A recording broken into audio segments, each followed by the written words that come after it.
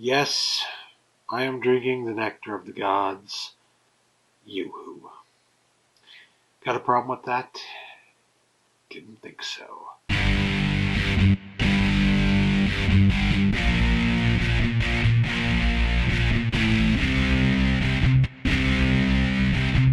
I don't know if you notice the way I sound. Sound a little bit different. You probably definitely noticed that I look a little bit different. I got this going on. Yeah, I never did bother to shave, except for like right here, a little bit right here, you know, to make it all look even. I wanted to see if I could grow a beard, and well, sort of. It's all right.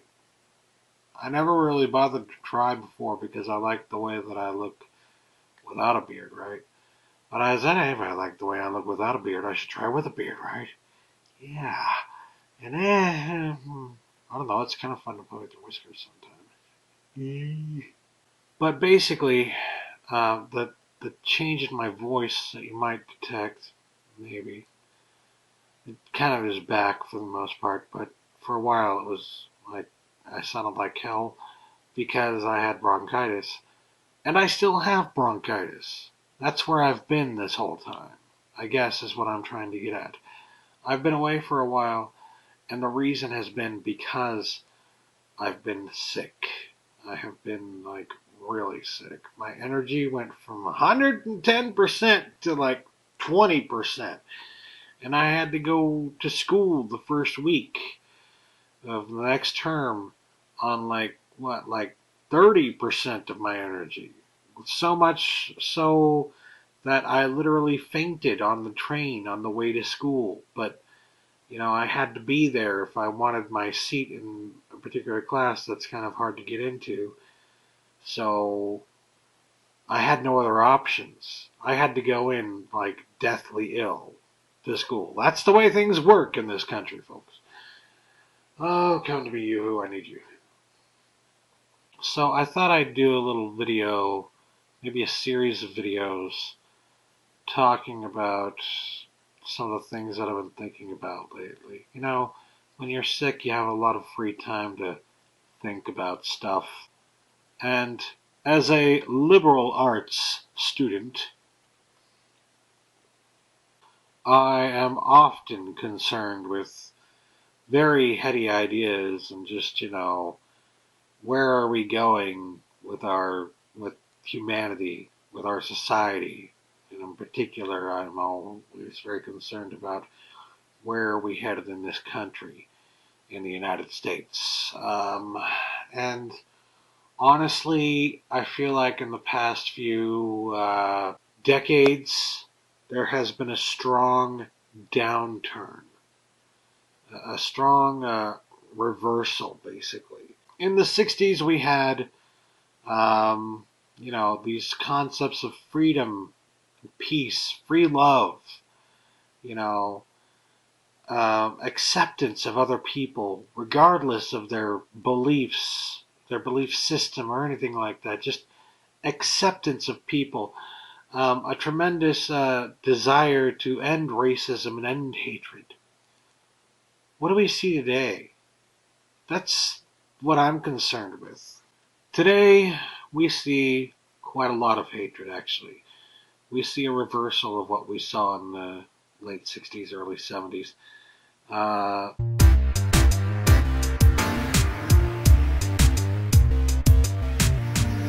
Love is not free. Freedom is not free. Peace is definitely not free. Peace is a non-existent idea anymore in this society. It is truly disheartening, honestly, when I look out and I see that, for example, President Obama has received, in his 4-year interim thus far, more death threats than any other president in the history of the United States of America. That is completely outrageous. It reminds me of what happened to Hank Aaron and other, what's his name? Robin. It reminds me of what happened to Hank Aaron and other sports stars who were of a different race or color and tried to enter the sports arena of their choice and met with success in numbers, but with hundreds of thousands of death threats daily that would make any normal man sick to their stomach and make any normal man want to give up, and they never gave up. Now, I'm not saying that I agree with everything that Obama's done thus far, and I'm not saying that I think he's been the best president. I would disagree with that statement entirely, but at the same time, I consider him very brave to have done what he has done, to have been the president, and to have the demeanor he does, and still remain, at the very least, he's been a president with a good attitude about everything. And considering the attitude that Americans have had towards him, I would agree with that statement entirely. Now, of course, every president uh, receives a lot of hazing from, uh, well, everyone. I mean, there has never been a president in this history of the United States that has not at some point been satirized. Maybe the exception of George Washington. A lot of people loved him, of course. But I don't know. I would argue that some people in some cultures have satirized him quite a bit. So, you know, it's hard to say that, it's hard to make the argument that, any president has not been satirized. But at the same time, it's hard to argue against the facts that, of course, as I mentioned, Obama has received more death threats than any other president in the history of the United States. That is a 200-plus year history, and that is disgusting, honestly. That is just absolutely disgusting. Now, it just makes me think of how growing up in, grade school, the story, the history that we were fed, the story that we were fed was that, of course, Martin Luther King Jr. and pioneers like him in the 60s and 70s led to a change in America, that maybe racism wasn't dead, maybe it wasn't gone, but it was on the way out. And that it was thanks to people like Martin Luther King Jr. that racism was maybe not, again, not non-existent, but it wasn't at the forefront of the American consciousness anymore, in that it wasn't something that a lot of people practiced anymore. There was a large movement to get people to realize that, racism is wrong, basically. And we were taught that in the public school system, in the grade school system.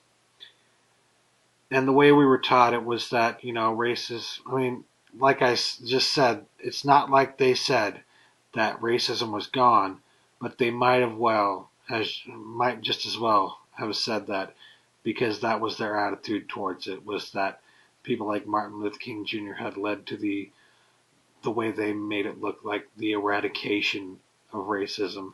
So naturally, growing up as a gullible kid, I'm thinking to myself, well, I'm glad I don't have to deal with that anymore. I'm glad I'll be growing up in a country and in a world where that's no longer a big issue anymore, where people are no longer that ignorant and ridiculous and disgusting. Honestly, makes me want to cry, even thinking about that right now, because obviously you look around today and you see that that is not the case, that we have reverted in a lot of horribly tragic ways in this country. People are way more racist than I ever thought they could be. I was not convinced that racism played a big role in this country anymore. I heard people talking about it and saying that the reason that people didn't want to vote for Obama was because they were racist. I didn't believe it because I didn't believe that racism played that big of a role in this country anymore. I believe it now. Honestly, it disgusts me. It makes me sick to my stomach because I cannot believe that there are still people that ignorant in the world, let alone in this country. I would have thought that by now they would have seen the error of their ways and changed. But no, they haven't. And if they have changed, like I said, they've reverted back to the way they used to be. And it's like they don't even see a problem with the way that they're behaving. Uh, they don't even see a problem with the racism inherent in it. And one of the big problems, of course, that I have with this is just that I feel that in entertainment, um, the way that African Americans, black people are being portrayed in entertainment, by themselves, for themselves, what they don't understand is that everybody is seeing that, not just them. It might be entertainment for them, but everybody is seeing that. So even though they might get the joke, everybody else, all the racists, are taking it seriously. Do you understand what I'm saying here? So it gives them a reason to believe all of the crap that their fathers and grandfathers told them and return to the racist ways that they used to be. I'm sorry. I'm not as much of an eloquent speaker as I am a writer. But I think you get what I'm trying to say here, And the video is already running long, so I'm going to cut it off there. But I'm going to continue in the next video talking about some of the ways that I feel that African Americans, black people in this country, are maybe not intentionally, but definitely unintentionally creating another negative stereotype of themselves in a way that is not productive to keeping racial relations at a